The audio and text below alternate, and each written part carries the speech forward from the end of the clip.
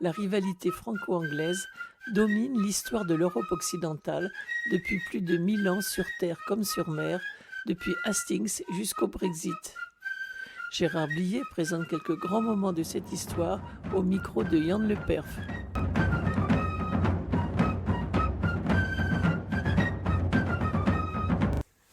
Gérard Blier, bonjour. Bonjour Yann. Après la mort de Louis XIV, les relations entre la France et l'Angleterre apparemment se sont plus calmées un peu. Et pourtant, les problèmes de succession des différentes puissances vont exacerber les ambitions. Et Gérard Blier, vous allez nous parler aujourd'hui de la bataille de Fontenoy.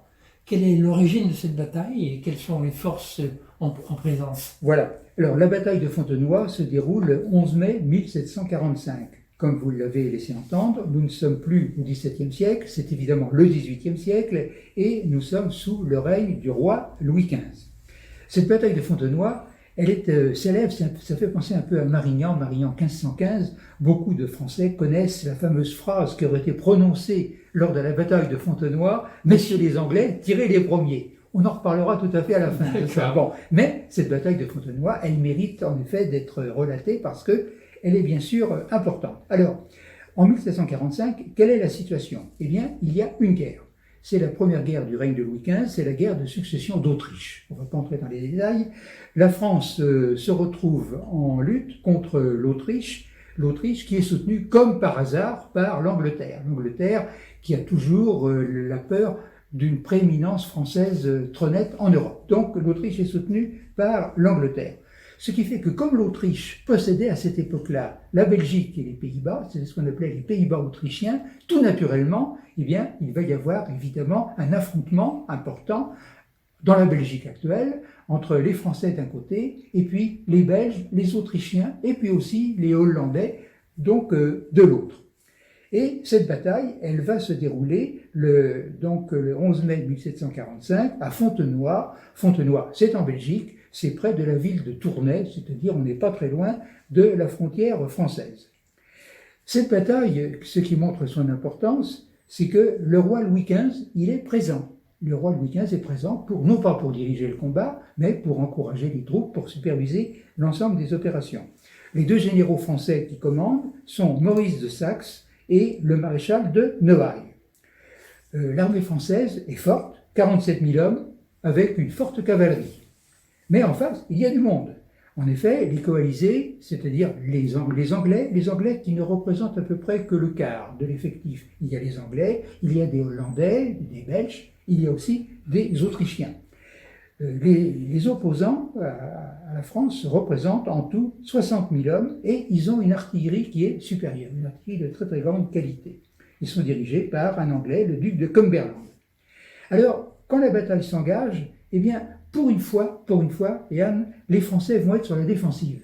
Vous vous souvenez naturellement que dans tous les combats que nous avons relatés jusque-là, les Français ont attaqué la fleur au fusil, etc. Bon, avec beaucoup de déboires. Là, les Français sont prudents, sont sur la défensive.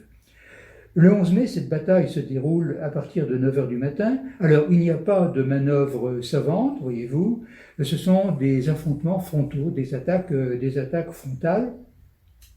Et il ne se passe pas grand-chose sur le plan décisionnel. Au début d'après-midi arrivent des renforts français. Ça, ces renforts français, évidemment, font un bien considérable.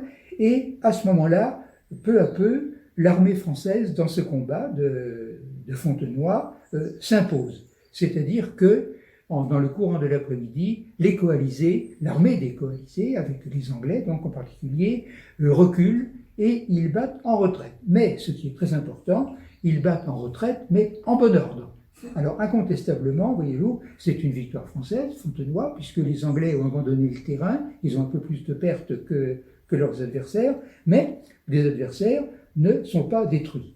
C'est tout de même, bien sûr, une victoire française incontestable, Fontenoy, et cette victoire française de Fontenoy, elle va peser parce que, en effet, quelques années après, en 1748, il y a la conclusion de cette guerre de succession d'Autriche par le traité d'Aix-la-Chapelle, ce traité d'Aix-la-Chapelle qui, incontestablement, je ne veux pas entrer dans les détails, mais qui est favorable à la France. Et donc, on peut penser que la victoire de Fontenoy, très peu de temps avant, 3 ans avant, a été évidemment décisive. Elle a pesé beaucoup pour avantager les Français lors du traité de paix. Alors, il faut revenir à la formule que nous avons rappelée au départ, la fameuse formule, donc, messieurs les Anglais, tirez les premiers. Bon. Alors, je ne vais pas vous décevoir, et je ne vais pas décevoir trop, j'espère, donc, nos auditeurs, nos spectateurs, mais cette formule, cette phrase, elle n'a sans doute pas été prononcée ainsi. C'est le grand Voltaire qui, dans ses nombreux écrits, parlant de la bataille de Fontenoy, a donc indiqué qu'il y avait eu cette phrase lancée par un officier français, donc aux Anglais. Messieurs les Anglais, tirez les premiers. Voltaire aurait inventé cela pour faire bien, pour donner du relief évidemment à sa relation de la bataille. Alors, la phrase, elle n'a sans doute pas telle que été prononcée. On peut l'attribuer à Voltaire. Mais dans l'esprit, elle correspond bien à une réalité. Pourquoi ? Parce que, à cette époque-là, je ne dirais pas que la guerre était toujours une guerre en dentelle. Cette guerre, il y a de 30 ans, par exemple, au XVIIe siècle, a été une guerre absolument atroce. Bon. Et il y avait, bien sûr, toutes sortes d'affrontements sanglants, et bien sûr, ce n'était pas du tout une guerre en dentelle.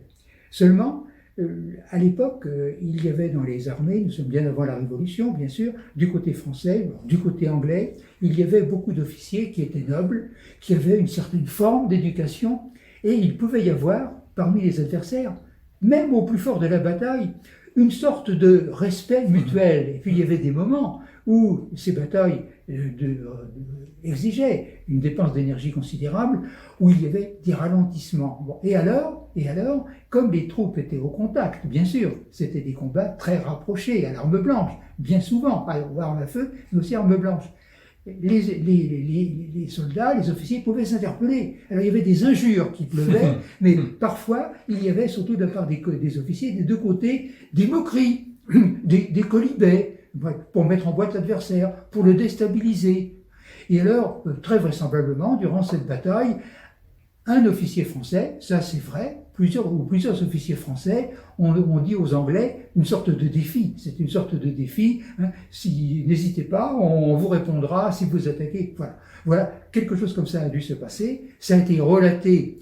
Donc Voltaire a appris ce qui s'était passé ainsi durant la bataille, et il a peut-être enjolivé. C'était un écrivain, un philosophe, mais un écrivain aussi, Voltaire, de tout premier plan, et il a trouvé cette formule choc, messieurs les Anglais, tirez les premiers. Alors donc, même si ça n'a pas été prononcé, ça correspond bien à une réalité, c'est-à-dire à des combats qui, parfois, même s'il s'agissait de brocarder, d'humilier, de se moquer de l'adversaire, qui étaient marqués par moments une certaine humanité. Merci beaucoup.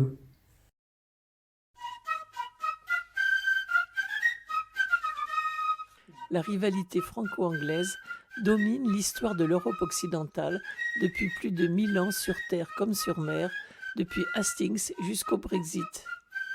Gérard Blier présente quelques grands moments de cette histoire au micro de Yann Le Perf.